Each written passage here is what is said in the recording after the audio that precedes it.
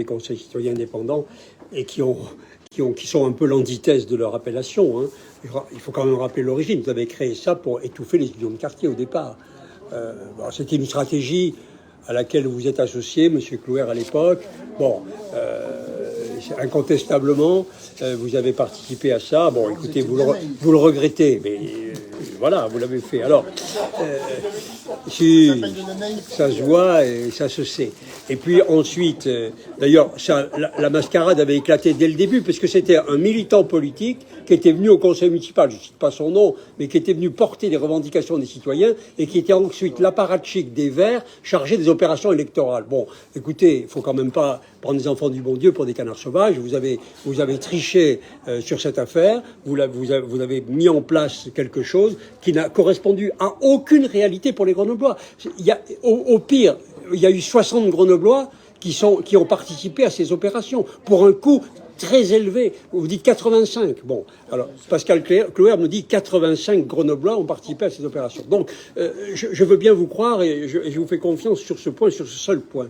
Mais quel est le coût de ça? Bon, voilà. Alors, vous avez décidé de relancer la machine avec des opérations, alors qu'il y avait quand même les unions de quartier qui existaient depuis 60 ans, qui ont une réalité incontestable. Et puis, vous l'avez dit, le rôle de ces conseils citoyens indépendants, c'était, je cite, vitaliser la politique municipale. Non, c'est pas le rôle des citoyens indépendants ou pas. C'est pas de vitaliser la politique municipale. C'est d'apporter leur point de vue. C'est d'apporter leur expertise, qui peut être différente de la politique municipale. D'ailleurs, vous avez écrit sur la délibération votée l'an dernier que vous menez un travail de prospective citoyenne avec des habitants pour identifier leurs attachements au regard des limites planétaires et de l'impératif de justice sociale indispensable pour avancer dans une transition juste et partagée. On connaît tout ça. Ce qui veut dire qu'avec ce cadre très large, celui qui en sort, que vous décidez d'ailleurs vous-même, vous décidez de quelqu'un n'est pas dans ce cadre, il se trouve exclu. C'est ça l'idéologie que je conteste. Parce que c'est, au fond, vous mettez le couvercle de la marmite sur la citoyenneté grenobloise. Vous empêchez l'explosion des idées et des initiatives. On trouve d'ailleurs des militants. On le sait, à l'ALMA, là, j'ai vu le nettoyage des candidats, verts aux élections. Celui qui rédige le site, c'est le frère du candidat soutenu par Éric Piolle aux élections législatives. Bodinier, c'est lui qui le voulait comme candidat à la place d'Elisa Martin. Je veux dire, on est vraiment dans l'entre-soi complet, total. Enfin, vous n'avez pas fait une ouverture quelconque. Et d'ailleurs, si tout à l'heure on a entendu un CCI qui a exprimé une opinion différente de celle des CCI, c'est parce qu'il y a eu une coupure dans la majorité. Sinon, on n'y aurait pas eu droit, M. Clouer. Donc, pas la peine vraiment de nous tromper. Alors, moi, je veux vous le dire, je pense que vous présentez dans cette affaire pourquoi c'est nuisible. Parce que les Grenoblois, même s'ils ne voient pas le détail que nous voyons, ils ressentent qu'ils sont floués. Ils ressentent que tout ça, ce sont des montages pour éviter de leur donner le pouvoir de décision. Et c'est en cela que vous êtes vraiment nuisible à la démocratie locale. C'est en cela que c'est très ennuyeux. Parce que il y a de moins en moins de gens qui participent, parce que quand on les rencontre, ils nous disent « mais à quoi ça sert ?» Vraiment, les décisions sont prises au-delà de nous. Alors, moi, je crois qu'il faut vraiment que vous renonciez à cela.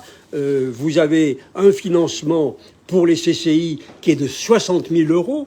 Parce que tout ça, pour 85 personnes, 65 000 €, c'est dire, quand vous avez des amis, vous n'hésitez pas là-dessus. Et dans le même temps, vous menez une croisade insensée contre le CLUC depuis près de 2 ans pour une pauvre subvention de 12 000 € que le CLUC vous réclame de lui verser pour garder aussi son poste de salarié et auquel obstinément vous vous opposez. En réalité, vous mettez en place des mécanismes complexes pour donner un vernis de participation citoyenne, mais vous n'y croyez pas et vous mettez en place ces usines à gaz avec un petit peu d'amis très proches qui font fonctionner ça. Alors pour ma part, je rappelle quand même que pas une fois vous avez demandé l'avis des habitants sur les grands sujets d'urbanisation, pour les grands projets du centre-ville, sur l'extension de Grand Place. Pas une fois il y a eu des consultations sur les grands sujets.